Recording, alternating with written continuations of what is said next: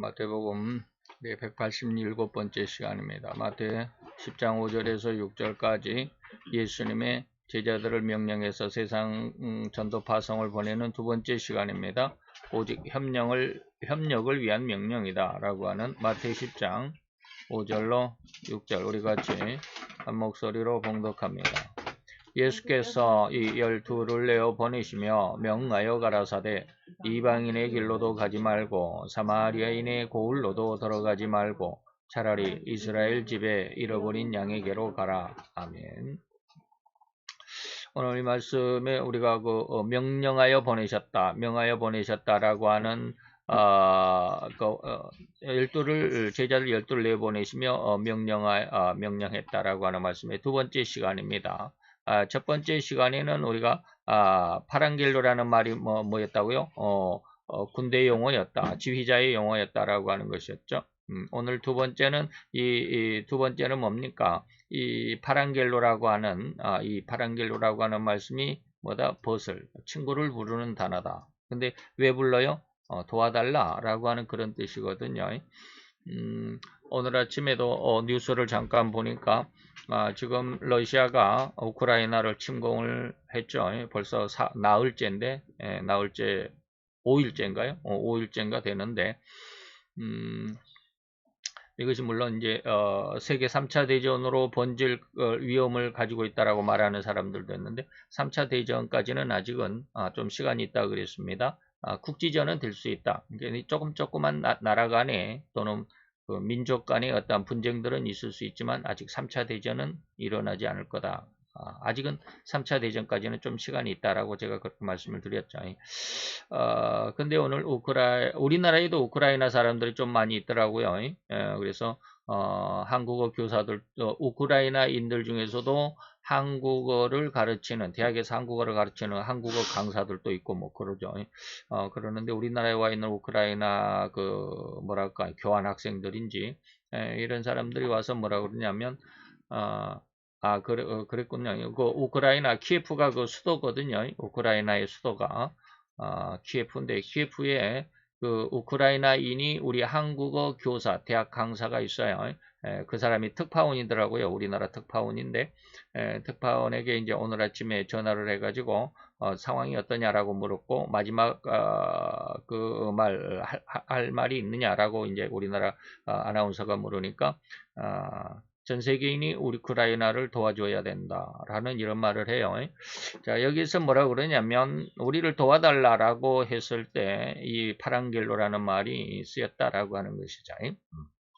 자, 봅시다. 창세기 2장 18절로 24절에 가보면 사람을 하나님께서 지을 때 남자와 여자를 지었다. 그런데 왜 지었느냐? 돕는 배필로 이 말입니다. 여호와 하나님이 가라사대 사람이 독주하는 것. 다시 말하면 처음에는 남자 아담만 만들었죠. 그래서 혼자 지내는 것이 좋지 못하게 그렇게 보였죠. 그래서 하나님께서 그를 위하여 돕는 배필을 지으리라 라고 하셨습니다. 여호와 하나님이 흙으로 각종 들짐승과 공중의 각종 새를 지으시고 아담이 어떻게 이름을 짓나 보시려고 그것들을 그에게로 이끌고 이르시니 아담이 각 생물을 일컫는 바가 그 이름이라. 아담이 굉장히 지혜가 있었죠. 어마어마한 지혜가 있었습니다. 굉장한 지혜가 있다라고 생각하죠. 이 모든 세상의 모든 생물들의 이름을 지어낼 수 있었다라는 것이죠. 아담이 모든 육축과 공중의 새와 들의 모든 짐승에게 이름을 주었다. 참 기가 막히죠. 저도 기도를 요즘에는 좀 못하고 있기는 하지만 기도를 많이 할 때는 느낄 수 있을 정도로 영이 열려요. 근데 요즘에는 어제부터 탁 막혀 있는 것이 아주 답답한 게 어제부터 좀 그래요. 그래서 참 걱정되기는 한데 이런 걸 어떻게 느끼냐면 그 책을 쓴다고 그랬죠. 책이 안 써져요. 어제부터. 왜 그럴까? 기도를 안 해서 그러겠죠. 이런 것들을 느껴져요. 그런데 여기에서 뭐냐면 아담이 모든 육축과 공중의 새 그리고 들의 짐승에게 이름을 주었다라고 했을 때는 굉장한 열려있는 어떤 지혜가 있었기 때문에 보는 것마다 이름을 지어낼 수 있는 그런 어떤 그 지혜 아니면 어떤 그 하나님의 은혜 이런 것들이 열려 있기 때문에 그렇다라고 볼 수 있죠. 그런데 한 가지 아담이 돕는 배필이 없다라고 했죠. 그래서 여호와 하나님이 아담을 깊이 잠들게 하시니 잠들매 그가 갈빗대 하나를 취하고 살로 대신 채우셨다. 그러면 그 창조과학회의 김명근 박사님은 이렇게 여기에서 이런 말씀하시더라고요. 아담이 잠들었을 때 하나님께서 그 아담의 그 옆구리를 열었겠죠. 예. 그래서 갈빗대 하나를 뽑아냈겠죠. 자, 그러면 아담의 그 옆구리에는 수술 자국이 있을까? 아니면 하나님이 그냥 뭐 저기 그 마술하는 것처럼 그냥 쑥 넣었다가 그냥 손을 빼니까 뭐 아무런 흔적도 없이 다시 그 상처도 없이 아물었을까? 뭐 이런 이야기를 물어보더라고요. 제가 이제 그 말이 그 기억이 나서 오늘 설교 안에서 제가 이 말을 하려는지 모르는데 미리 한번 해볼까요? 어제 제가 너무 답답했어요. 우리나라의 그 앞날을 제가 뭐 하나님 앞에 어떻게 예언을 받을 수 있는 그런 능력이 안 되기 때문에 어떻게 될 것인가 굉장히 답답하더라고요. 요즘 며칠 계속 답답해요. 그래서 그 우리나라에 제가 그랬죠. 5년 전에 이 나라가 어떻게 될 것이다라고 예언했던 그 인도 스바라지 목사님의 그 예언이 있었다. 이 나라에 그 2017년 3월 10일 날 박근혜 전 대통령이 탄핵을 받고 한 달 뒤에 4월 13일 날 그 예언이 있었습니다. 서울 상암동 그 올림픽 경기장에서 우리나라의 구국 금식 기도회가 있었는데 그때 그 예언이 있었습니다. 이 나라가 하나님께서 지금 징계하고 있는 중인데 그 징계의 첫 번째 징조가 대통령을 탄핵시키는 거다라고 했습니다. 그리고 나서 이후에 될 대통령은 이 나라를 북한과 중공에 밀접하게 공산 체제로 끌어가게 될 것이다. 그리고 중국은 이 나라를 그 공산화를 만들기 위해서 엄청나게 공을 들일 것이다. 라는 이런 예언을 했죠. 그리고 나서 한 달 뒤에 5월 10일 날 문재인 씨가 대통령이 돼서 5년이 지나왔습니다. 그래서 그 예언대로 지금 우리나라가 굉장히 상당히 그 공산화로 많이 치우쳐 있죠. 만약에 우리나라가 공산화가 되면 우리나라 아주 난리 납니다. 저 예수를 믿는 사람들 어마어마하게 큰 시련을 겪게 될 거예요. 뭐 환란이라고 말하기가 좀 그렇고 시련을 겪게 될 겁니다.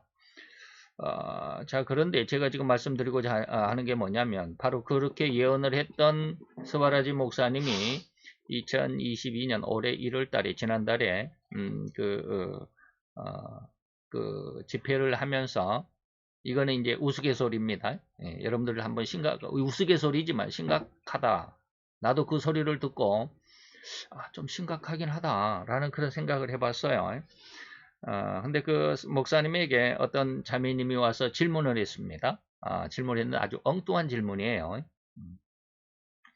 자, 우리는 마지막 시대에 666표가 있다는 거 아죠? 666표가 있습니다. 계시록 13장에 나와 있습니다. 그런데 그 666표가 없으면 종이 한 장 살 수 없다. 음식도 살 수 없고 뭐 쌀도 한 바가지 살 수도 없고 쉽게 말하면 세상에서 완전히 왕따가 되는 거죠. 표가 없으면 살 수가 없어요. 돈이 있어도 매매가 안 돼요. 자, 그런 상황에서 만약에 우리의 가족이 있는데 나는 666표를 안 받았어. 하나님의 말씀에 은혜를 받아서 하나님과 함께하기 위해서 666표를 안 받았어. 그런데 만약에 우리 가족 중에 어느 누가 666표를 받았다. 뭐 내 아내가 되건 내 남편이 되건 또 아빠가 되건 엄마가 되건 아니면 딸이 되건 아들이 되건 그 누군가가 666표를 받은 사람이 있어요. 그렇다고 한다면 그 666표를 받은 사람은 매매를 할 수 있죠. 그러면 그 매매를 한 사람이 가서 시장에 가서 음식을 사왔어. 쌀을 사오고 반찬을 사오고 배추를 사오고 뭐 이런 거 사왔어. 그러면 666표를 안 받은 믿음을 지키고 있는 가족들은 그 음식을 먹어야 되냐 안 먹어야 되냐 이렇게 질문을 하니까 스바라지 목사님도 웃었다고 그러더라고요. 그리고 그 앞에 청중들이 막 웃어요. 그 질문을 듣고는. 그래 웃을 수 있어요. 예. 여러분들은 어떻게 생각할지 모르겠어요. 과연 마지막 시대에 자 여기서 하나님께서 아담에게 돕는 배필이 없음으로 인해서 돕는 배필을 그 갈빗대 하나를 취하여 살로 대신 채우셔서 배필을 만들었다. 배필을 만들어 주셨다라고 했습니다. 그런데 이건 꼭 뭐 남자와 여자 다시 말하면 부부관계에 있어서만이 아니라 가족들도 역시 마찬가지죠. 도와야 되는데 그래서 오늘 이 파랑겔로도 뭐다? 도움을 요청하는 부름이 파랑겔로다라는 말씀을 드립니다. 자 그렇다고 한다면 666표를 혹시 우리 가족 중에 누구 하나가 666표를 받은 사람이 있다면 그 사람이 가서 음식을 사왔어요. 그러면 먹어야 되냐 안 먹어야 되냐? 왜? 근거가 뭐야? 근데 그거를 받는 사람은 문제지만 그걸 음식을 먹었다 그래서 문제가 되지 않잖아. 아니 성경적인 근거를 대라. 성경에 무슨 그런 말씀이 있냐 이 말이야. 먹어도 된다라는 말이 있음이 있냐. 그럼 안 먹어야 된다는 말도 있잖아. 나는 그 질문을 듣자마자 계시록 12장을 생각을 했어요. 계시록 12장에 늘 여러분들에게 말씀드린 남자를 낳은 아이죠. 남자를 낳은 아이가 아니라 여인, 아이가 어떻게 남자를 낳습니까? 남자 아들을 낳은 여인이 있었습니다. 근데 그 여인을 용이 익사시키기 위해서 뒤에서 물을 강같이 토해냈다. 그런데 그 여인을 구해주기 위해서 땅이 입을 벌려서 물을 다 삼켰다. 라고 했습니다. 이때 땅이 뭐라고요? 무생물입니다. 쉽게 말하면 불신세계를 의미합니다. 불신세계가 그를 도와줬어요. 자, 이 말씀이 딱 떠올라서 그래서 먹어도 된다라고 이렇게 저는 생각을 했어요. 그랬더니 서바라지 목사님은 먹으면 안 된다라고 설교를 했어요. 먹으면 안 된다. 물론 양쪽 다 성경에 있습니다. 성경에 분명히 있어요. 먹으면 안 돼요. 그러나 또 한편으로는 먹어도 돼요. 자, 그러면 이것을 어떻게 여러분들이 저도 아직 답을 내리지는 못해요. 물론 저는 처음에 지금 말씀드렸던 것처럼 먹어도 된다입니다. 그런데 먹으면 안 된다라고 하는 것은 뭐냐면 저들이 이 음식으로 인해서 우리를 유혹하기 때문에 그렇습니다. 우리의 신앙을 흔들기 때문에 그렇습니다. 그것이 성경 전체적인 내용이에요. 그것이 바로 누가복음에 제가 늘 이야기를 했던 누가복음 4장 5절에서 7절 물론 앞에 1절로 4절까지도 있습니다. 5절에서 7절까지가 뭐냐면 사단이 예수님을 시험하는 세 번째 시험입니다. 그래서 뭐예요? 천하만국의 모든 영광과 그 권세다라고 하는 것입니다. 그걸로 인해서 예수를 믿는 사람들을 또 하나님의 성도들을 핍박하고 죽이고자 하는 거죠. 그렇기 때문에 그들의 쉽게 말하면 무기가 그리스도인들을 성도들을 공격하는 무기가 뭐예요? 바로 이런 거예요. 너 이거 음식 먹고 싶으면 나와. 저기 뭐야 666표를 줄 테니까 이 말이죠. 우리 편에 가담해. 그렇지 않으면 너는 굶어 죽어. 이런 거죠. 저희 스승 목사님도 양쪽에 그런 환상을 받았어요. 그래서 제가 얼핏 그런 생각을 했어요. 어느 날 저희 스승 목사님이 일제의 그 신사불참배로 인해서 감옥에 갇혀 있을 때 하루는 환상을 봤답니다. 환상을 봤는데 용 새끼가 아주 예쁘장한 용이 세 마리가 아주 그냥 너무 예쁘게 생겼대요.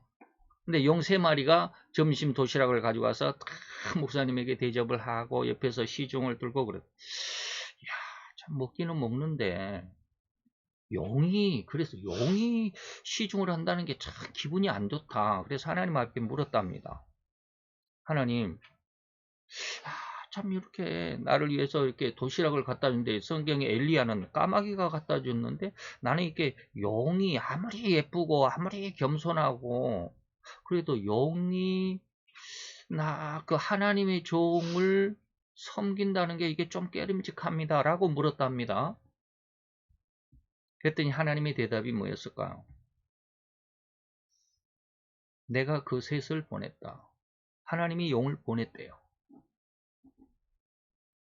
그러면서 하는 말이 지금은 저 용 세 마리가 내 징계를 잘못해가지고 내 징계를 받고 있지만 그러나 그 마음은 하나님 앞에 돌아올 것이다. 그 이야기가 성경에 있을까요? 있어요. 있어요. 그리고 또 하나, 또 다른, 완전히 그러니까 완전히 다른 그 해석입니다. 제가 성경에 있다라는 말이 여러분들이 이게 영적인 그 해석이 아니면 이게 연관이 안 돼요.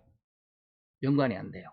근데 영해를 하면, 영적인 해석을 하면 이게 연관이 돼요. 이게 뭐냐면 베드로가 어느 날 환상을 꿨습니다. 환상을 봤습니다. 하나님께서 하늘에서 큰 보자기에다가 뭐 각종 지저분한 그 음식, 하나님이 먹지 말라고 했던 지저분한 그 부정한 짐승들을 이렇게 담아가지고 쭉 하늘에서 내려가지고 베드로에게 잡아먹으라 그러니까 베드로가 아니 하나님 나 이런 거 절대로 입에 댄 적도 없고 이거 부정한 것을 어떻게 먹습니까? 하나님 먹지 말라고 그랬지 않습니까? 라고 거절을 했어요. 그랬더니 하나님이 뭐라고 그랬어요? 내가 깨끗게 한 것을 네가 반대하지 마라. 뭐라고 그랬죠? 제가 지금 얼른 그 성경 구절이 생각이 안 나네요. 하나님이 깨끗게 한 것을 속되다 하지 말라 그랬나요? 그래요. 그걸 세 번 연속하고 다시 하늘로 그 환상이 올라갔다. 이게 똑같은 거예요. 이게 영적으로 이해가 됩니까? 이해가 될는지 모르겠어요. 저는 그것이 이해가 됐어요. 그리고 반대적으로 뭐라고 그랬냐면 또 반대적인 또 하나는 뭐냐면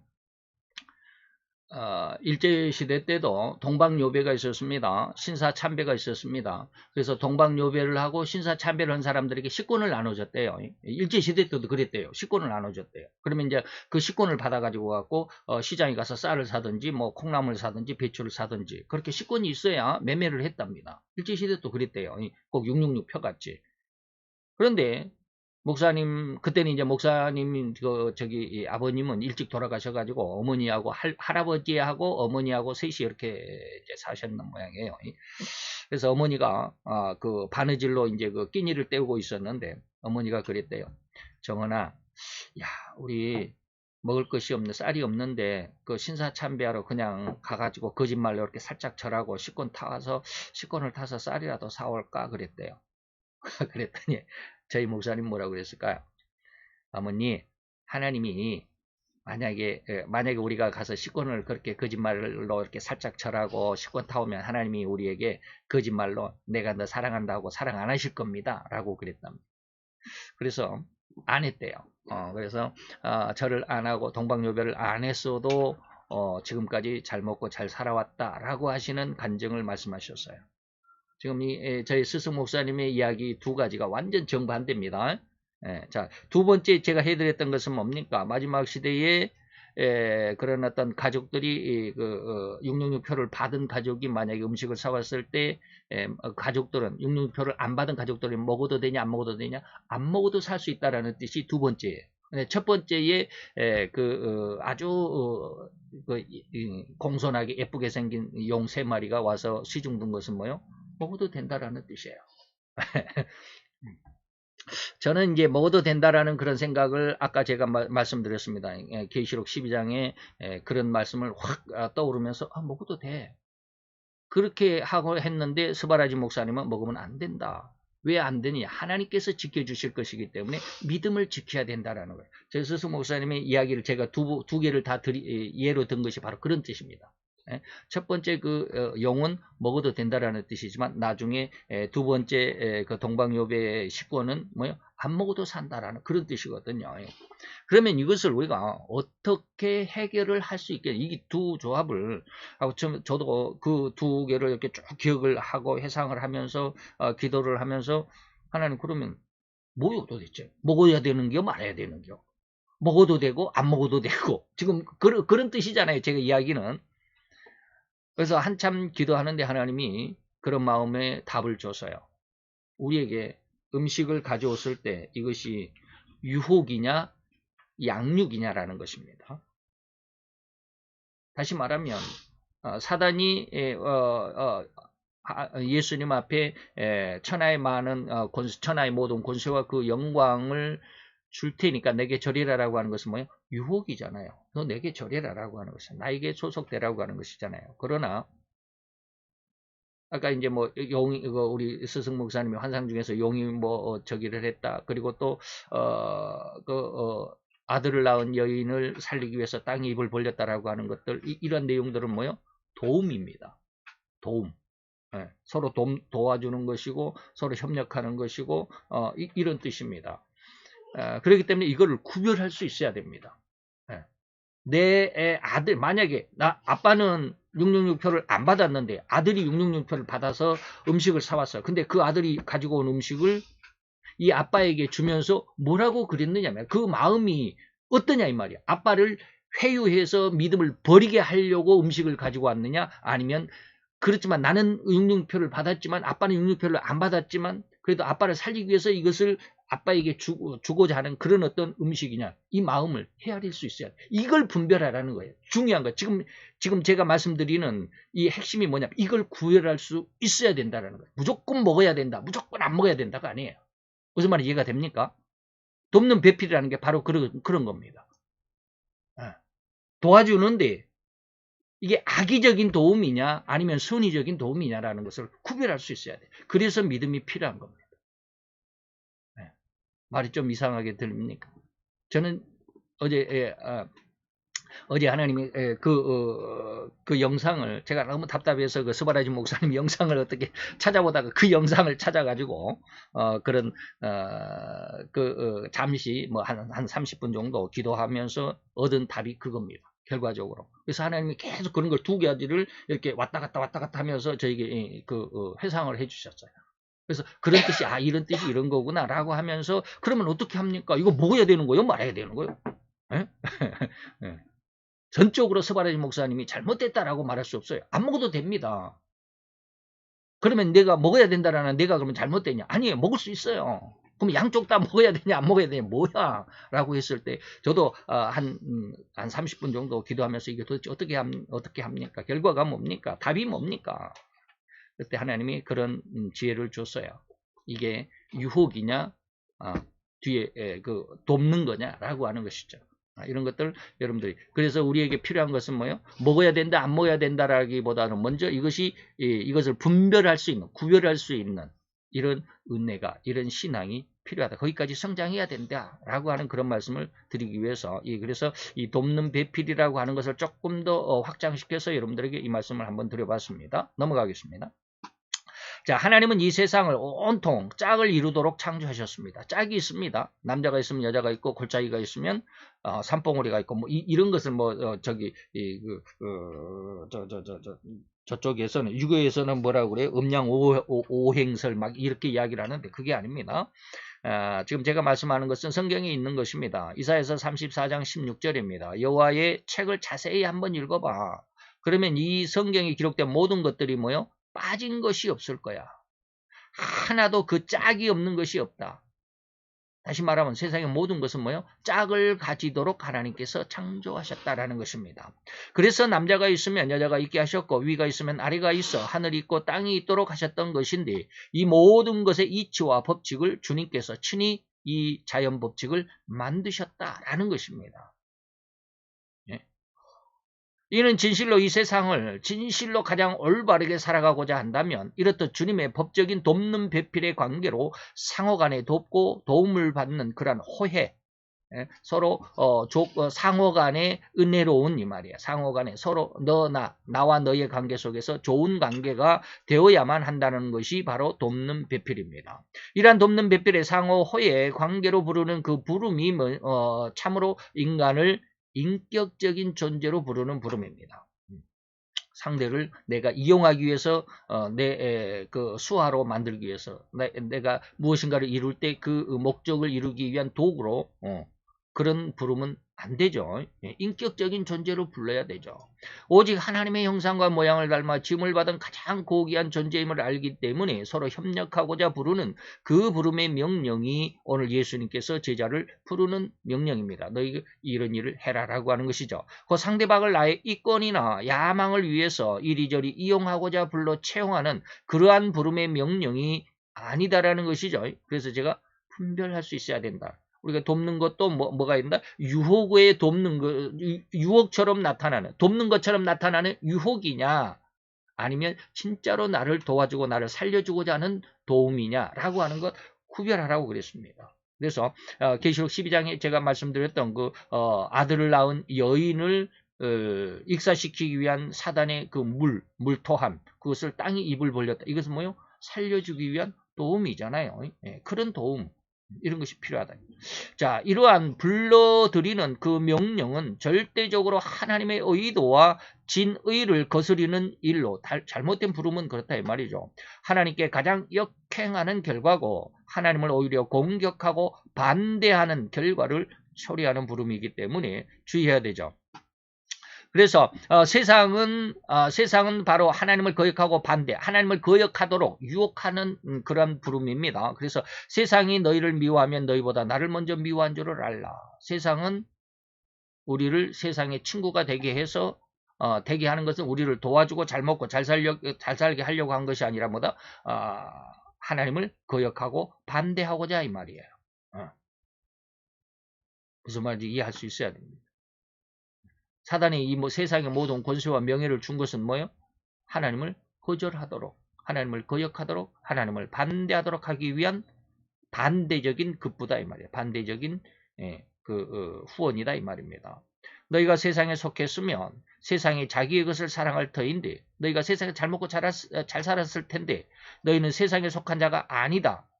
도리어 세상에서 나의 예수의 택함을 받은 거로 세상이 너희를 미워한다. 자, 나를 미워하는 자는 또 아버지를 미워하는 자다. 아주 중요합니다. 나를 미워하는 자는 아버지를 미워한다. 참 나도 저 자신도 정말로 하나님의 뭐라 그럴까, 하나님의 그 사랑, 그 아가페적인 사랑을 선포하고 많은 사람들, 무사람들을 원수로 만들지 말고 친구로 만들 수 있는 그런 어떤 능력이 필요합니다. 그것을 위해서 기도하고 정말로 원하는데 그렇게 안 돼요. 아직까지는 안 돼요. 아직 이 죄성이 다 소멸되지는 않고 있어요. 그렇기 때문에 막 기분 나쁘면 하나님 앞에 막 악한 기도를 하기도 합니다. 지금도 해요. 제가 어제 그런 답답해서 이렇게 스바라지 목사님의 영상을 찾아봤다 그랬잖아요. 답답한 것 중에 하나가 바로 이제 그런 건데, 그 스바라지 목사님 책을 편집을 하고 하려다가 보니까 그분의 그때 예언을 제가 회상을 하면서 그것이 필요했어요. 그래서 그걸 찾아보다가 그 뒷말이 굉장히 저를 충격했어요. 물론 벌써 한 3년이 지났기 때문에 잊어버리고 있었던 건데, 하나님께서 이 나라가 대통령이 탄핵이 되고 다음 대통령은 이 나라를 공산화로 많이 끌어갈 것이다 라고 하면서 그 뒷말이 있었습니다. 뒷말이 일기에는 적혀져 있었는데 저는 지금까지 잊고 있었어요. 그게 뭐냐면, 만약에 이 나라가 공산화가 되면 예수 믿는 사람들이 엄청난 시련을 받게 될 거다. 그래서 기도하라 라고 하는, 그렇게 되지 않기 위해서 기도하라라는 그런 말씀이 그 뒤에 추가가 되어 있어요. 그 추가가 된 말을 듣고 제가 굉장히 충격을 받았어요. 그래서 엄청 기도했어요. 지금 한 3일 정도 돼요. 3일 전부터 이 나라의 공산화 정책을 추진하고 있는 사람들에게 대한 아주 강력한 기도를 하고 있습니다. 여러분들이 어떻게 생각할지 모르지만 저는 그렇게 기도했어요. 옛날에 조땡 법무부 장관 때 어마어마하게 기도를 했습니다. 그 기도를 지금 그대로 합니다. 그래서 저의 기도 때문에 그렇게 된 것은 아니라고 보지만, 많은 사람들이 기독교인들 그렇게 기도했을 것이라고 보지만, 그들 세계조차도 조땡 법무부 장관을 뭐라고 그래요? 멸문지화를 당했다라고 해석하는 사람이 있었어요. 그 정도로 지금 심각하게 됐죠. 뭐 나중에 어떻게 될지 모르지만. 그래서 저는 물론 다른 분들의 기도도 효염이 있었다라고 보지만 하나님께서 제 기도를 들지 않았을까라는 그런 생각을 합니다. 1만 분의 1이나마 들었을 것이다라고 저는 그렇게 믿고 있습니다.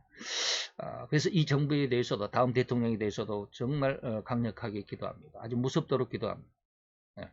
이거 지금 대통령 잘못 뽑으면 이 다음 5년은 완전히 공산화가 될 겁니다. 그렇기 때문에 굉장히 기도를 하는데 아주 무섭도록 기도를 합니다. 그 와중에 저하고 트러블이 있는 사람 한 사람이 있었어요. 아주 기분이 나빴어요. 그래서 막 큰 소리 치고 막 화도 내고 같이 싸우고 그랬는데 그 사람에게는 그렇게 기도하지 말았어야 되는데 강력하게 기도를 했어요. 지금 좀 안 좋아요. 그 사람이. 지금 한 달도 안 됐는데. 그래서 하나님께서 물론 제가 뭐 하나님의 아주 강력한 종이라고는 말할 수는 없지만 그래도 제 기도는 들어주시지 않나라는 그런 어떤 마음도 없지 않아 있긴 있어요. 그런데 좌우지간 그런 게 있어요. 그래서 자, 나를 미워하는 예수님이 말씀하시는 거예요. 예수님을 미워하는 자는 또 하나님 아버지를 미워하는 자다. 제가 억지로 저 자신한테 해석을 해보면 바로 그런 일이 있다라고 지금 말씀드리는 거예요. 그래서 예수 믿는 사람들을 건드리면 안 돼요. 그래서 이제 뭐 저도 아주 좋은 그 하나님의 그 아가페적인 어떤 사랑으로 변화를 받아야 되는 것은 분명한 사실이고 그렇게 기도하고 있어요.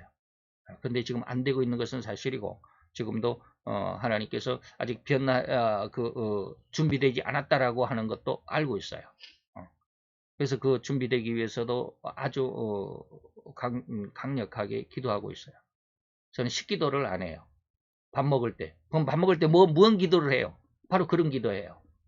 하나님 나 살려주세요. 그 기도밖에 안 해요. 밥 먹으면서 그 기도를 해요. 하루 3번씩 꼭 기도합니다. 그래서 나를 미워하는 자, 예수님의 말씀이지만 예수님의 말씀을 저에게로 한다면 그렇고 그래서 나를 미워한 자도 이제 사랑할 수 있도록 그런 정도의 신앙이 돼야 되는데 아직은 좀 안 그래요. 뭐 넘어갑시다. 자, 내가 아무도 못한 일을 저희 중에 하지 않았다라면 저희가 죄 없으려니와 이것은 이제 나중에 좀 많이 설명이 필요하겠죠. 예. 지금은 저희가 나와 내 아버지를 보았고 또 미워하였다라고 하는 것입니다. 자, 세상은 이렇게 세상을 미워하는 것 같지만 세상을 예수를 믿는 사람들을 막 피해를 주고 공격을 하고 반대를 하고 하는 것이 그냥 사람 간의 관계인 것 같지만 이것이 엄청난 결과를 가져옵니다. 하나님 아버지를 미워하는 결과가 되기 때문에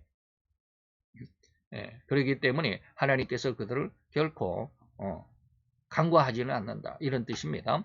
자, 오늘날 이러한 가장 부도덕하고도 가장 추악한 일들을 서슴없이 자행하고 있는 이 시대죠. 모든 나라에서 공공연하게 그리고 가장 은밀하게 공공에 드러내고도 하지만 그러나 은밀하게 또 아무도 모르도록 극비의 일로 처리하고자 추진하기 위해서 사람들을 불러 모으고 있습니다. 지금도 우크라이나를 침공하기 위해서 푸틴이 그동안에 나는 절대 침공 안 해, 공격 안 해 라고 맨날 이야기를 했잖아요.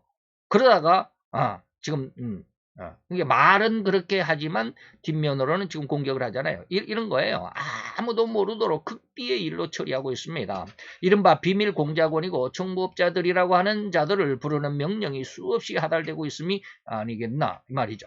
이러한 은밀한 부름의 명령은 물론 나를 도와달라는 우리의 존립을 방해하고 위협하는 저들을 타격하기 위해서 이 부름에 응하라 라고 하지만 실상은 그것은 뭐예요? 아담과 하와에게 필요해서 돕는 배필로 아담에게 하와가 필요해서 돕는 배필로의 부름 같은 그런 명령은 아니다라는 거죠. 물론 지금 이 말 무슨 말인지 알죠? 자, 이런 비밀 공작원 같은 청부업자들을 부르는 이 부름, 나를 도와달라 하는 이런 것은 우리의 존립을 방해하고 위협하는 저들을 타격하기, 저들을 공격하고 저들을 깨부수기 위해서 나를 도와달라고 하는 이런 부름은 아담에게 하와가 필요해서 돕는 배필로 부르는 그런 명령과 전혀 다르다라는 거 지금 말씀드리고 있는 것입니다. 오로지 나의 이권을 위해서 부르고 우리의 단체의 야망이나 계획을 실행시키기 위해서 이리저리 은밀한 일을 수행해낼 수 있는 전문가들을 불러서 암약하게 하는 가장 추악함의 부름의 그런 명령이 아니겠나라고 하는 것입니다. 이해가 되시죠? 주님은 결코 이러한 그들을 그대로 묵과하거나 간과하지 않으실 것입니다. 이사야서 34장에 보면 바로 그렇게 온 세상 온 나라를 징계하시되 가장 처절하게 징벌하실 것을 이야기했습니다. 이사야서 34장 1절로 2절. 그래서 제가 강력하게 기도한다라고 하는 것이 이사야 34장 그리고 40장입니다. 자, 열국이여 세계 모든 만국이여 너희는 들어라. 민족들이여 들어라. 땅과 땅에 충만한 것 세계와 세계의 모든 것들은 내 말을 들어라 라고 합니다. 대저 여호와께서 만국을 향하여 진노 시작을 했다. 진노를 시작했다. 그들의 만군을 향하여 분내고 있다. 만군, 세상의 모든 왕들을 향하여 분을 내고 있다. 그들을 진멸하시고 살육해 하셨다. 그 일을 시작하셨다라고 하는데 이건 옛날 이스라엘 시대뿐만 아니라 지금 이 시대에 일이 이루어지고 있는 것 아닌가라는 저는 우려감을 가지고 있습니다. 이러한 세상과 그 세상의 결말이기 때문에 오늘 주님은 우리를 불러 이렇게 악한 세상에 주님의 평안과 영광을 세우도록 불러주시는 것입니다.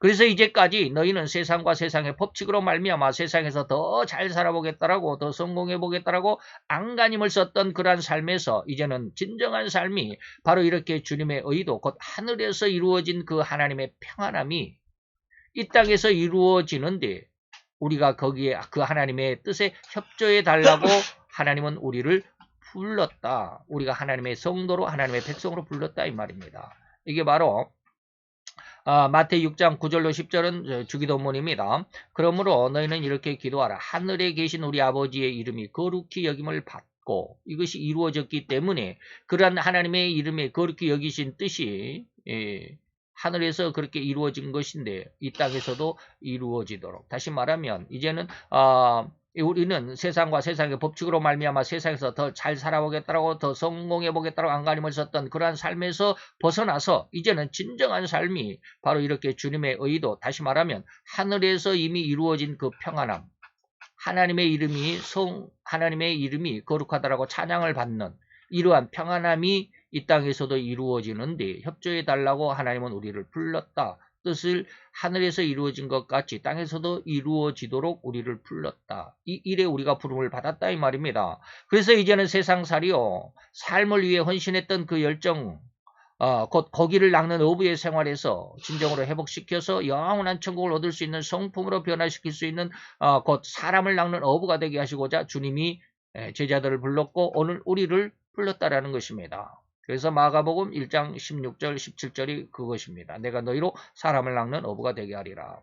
제자들은 이러한 부름에 분연히 자기의 자리를 떨쳐 일어나 주님을 따라갔습니다. 그리고 그들의 생명을 다 바쳐서 끝까지 주님의 명령에 복종하였던 자들입니다. 이건 누구요? 제자들입니다. 그래서 곧 그물을 버려두고 쫓아가니라.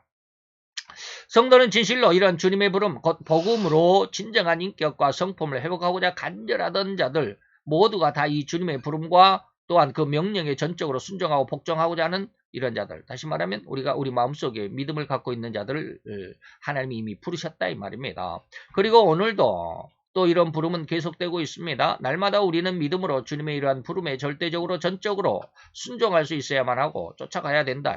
곧 그물을 버려두고 쫓아가니라 라고 하는 제자들의 그런 분연이 일어났던 용기 있는 그 결단처럼 우리도 그렇게 이 부름을 확신할 수 있도록 복종할 수 있어야 되고 또한 이 부름이 진정한 온전한 부르심임을 확신할 수 있는 믿음으로 성장하는데 우리가 더 열심히 해야 된다. 믿음의 성장을 해야 된다 이 말입니다. 마침내는 절대로 온전히 생명까지라도 이 영원한 주님의 평안과 영생을 위해서 충성할 수 있도록 각별한 신앙의 성장을 위해 노력해야만 할 것입니다. 그 어떤 환난과 역경과 곤고와 고통이 다닥칠지라도 결코 이 주님을 믿는 그 믿음에서 허리만큼도 어그러지지 않을 수 있는 견고한 믿음으로 성장하도록 말입니다. 절대로 비가 아무리 많이 올지라도 또 아무리 거센 강풍이 불어닥칠지라도 아무리 태산이라도 쓸어가볼 것 같은 홍수가 다닥칠지라도 결코 허리만큼도 무너지지 않을 수 있는 그런 신앙으로 성장할 수 있어야 합니다. 왜 이렇게 많나? 다 됐네요. 자, 이것이 바로 이러한 신앙의 그 성장은 혼자로 절대 부족합니다. 그래서 제가 예전에 한 말을 기억을 해야 합니다.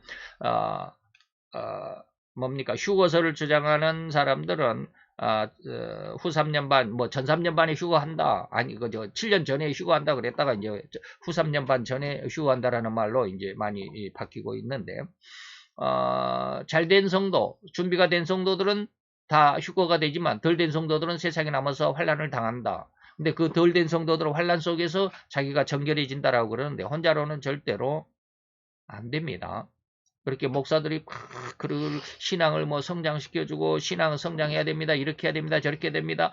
그 설교를 통해서 또 교회 생활을 통해서 아무리 일러주고 인도하려고 해도 안 따랐던 어영부영했던 그런 성도가 이제 그렇게 인도하는 자도 없는데 어떻게 혼자 스스로 신앙이 성장할 수 있습니까? 못합니다. 안 됩니다. 혼자로는 부족하니 협력하기 위해서 여보게 누구누구 이리 좀 모이게 집사님 이리 좀 모이세요. 장로님 이리 오세요. 뭐 이렇게 하는 것들입니다. 그래서 이 한 사람이 나 홀로는 구원하기가 어려우니 우리 함께 그를 구원하는데 힘을 합칩시다 라고 하는 그럴 때 이 파랑겔로라는 말이 쓰였다라고 하는 겁니다. 예수님이 바로 제자들을 부를 때 이 파랑겔로를 썼다 이 말이죠. 그런 의도다. 주님도 이 세상에 구원의 도를 전파하시는데 주님 홀로 하시려고 하신 것이 아니라 제자들을 함께 불러서 같이 일하고자 불러 모으셨다라는 걸 우리는 좀 함께 배우자. 그래서 예수님이 제자들에게 뭐라고 그랬습니까? 뿌리는 자와 거두는 자가 함께 즐거워하려고 내가 너희를 불렀다. 뿌리는 자는 예수님입니다. 그리고 거두는 자는 제자들입니다. 그러니까 뿌리는 자의 즐거움과 거두는 자의 즐거움이 똑같이 하도록 위해서 내가 너희를 불렀다. 뭐 이런 말이 바로 그런 뜻입니다. 부르시는 주님의 부르면 또 다른 의도가 포함되어 있습니다. 그래서 기쁨을 서로 나누고자 불렀습니다. 함께 나를 도와달라 그런 것도 있지만 뭡니까? 함께 즐거워하려고 그 결과에 즐거워하려고 그래서 기쁨을 서로 나누고자 이러한 기쁨을 내가 가지고 있는 기쁨을 너도 좀 알아야 돼. 그러기 나에게 동참하라 라고 하는 그런 뜻입니다. 사단은 세상에 멸망시키기 위해서 권세와 영광을 주지만 예수님은 기쁨을 주기 위해서 불러주셨던 것입니다. 주님은 절대 그 어떤 일일지라도 결코 혼자만의 공로를 얻겠다라는 그런 욕심이 없는 분입니다. 아버지가 아들에게 딸에게 한없는 사랑을 나누고 함께 즐거워하듯이 말입니다. 아버지는 절대 아무런 대가도 없이 아들이나 딸에게 나눠주고자 할 뿐입니다. 그렇게 희생하면서도 나눠주면서도 나의 소유가 점점 줄어들게 되는구나 한탄하는 것이 아닙니다. 아빠는 그러지 않죠. 나의 것이 없어져 가는데도 오히려 즐거워합니다. 기뻐합니다. 그의 아들과 딸이 그렇게 점점 풍성해지는 것을 즐겁게만 하더라 이 말입니다. 그것이 바로 아버지의 마음입니다. 절대로 그렇습니다. 아직 아버지나 엄마가 안 되어보지 않는 청년들은 반드시 이 말을 기억해뒀다가 나중에 결혼해서 자기 아들과 딸을 낳게 되면 이 말이 그대로 기억될 것이니까 한번 잘 기억해 놓으시라 그랬습니다. 너무 많은데 엉뚱한 말을 많이 해가지고 시간이 길어졌네. 그 기쁨과 즐거움을 함께 나누고자 같이 와서 나의 즐거움에 동참하라. 나의 기쁨이 너희의 기쁨이 되도록 너희도 와서 이 명령을 따르라 라고 하는 것입니다. 아버지는 그냥 아무런 힘도 들이지 않고 얻은 것들이 아닙니다. 아버지의 재산은 아무것도 공을 안 들여서 얻은 게 아니죠. 엄청난 수고와 노력이 들어간 소득일 뿐입니다. 이른 새벽부터 저녁 늦은 시간까지 허리를 제대로 펴보지도 못하고 그렇게 고생해서 얻은 소득입니다.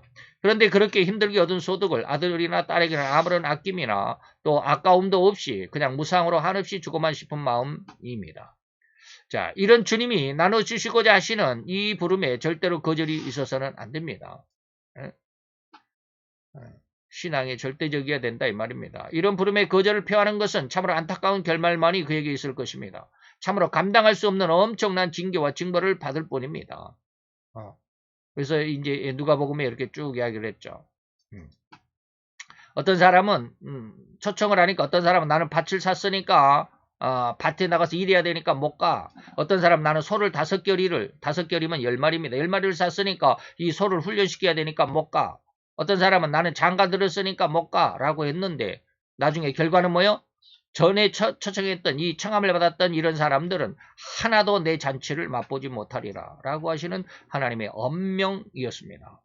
주님은 그저 아무런 대가도 없이 부르신 것이 아닙니다. 절대 우리 인간들이 가장 인간답게 그리고 하나님의 영원한 형상과의 모양을 닮아서 창조하신 만큼 영원한 생명으로 살아갈 수 있도록 그 삶으로 그 평안한 삶으로 우리를 부르신 것임을 잊지 않아야 됩니다. 이러한 주님을 거절해서는 안 됩니다. 이런 부름에 호응하고 복종하는 성도는 또한 절대로 이렇게 즐거움과 기쁨을 함께 나누는 그런 부름을 우리 주위에 또한 모든 사람들에게 전달해 줄 수 있어야만 할 것입니다. 이런 귀한 은혜가 오늘 우리들에게 더 풍성해지기를 축원하면서 기도합시다. 할렐루야 주님, 오늘도 주님의 귀한 은혜와 은총을 감사드리나이다. 오늘도 주의 영광 앞에서 우리 함께 아버지의 돕는 배필로서 또 하나님의 영광을 이룰 수 있는 하나님의 귀한 사역에 동참하여 또한 그 동참한 결과가 온전히 즐거움과 기쁨이고 영원한 하나님의 영광임을 믿고 믿으라 가신 하나님의 그 명령을 그리고 그 요구를 우리 또한 함께 철저하게 순종할 수 있는 귀한 믿음의 아들, 믿음의 딸들이 되게 하여 주시옵소서. 예수 그리스도의 이름으로 감사와 기도되었사옵나이다. 아멘.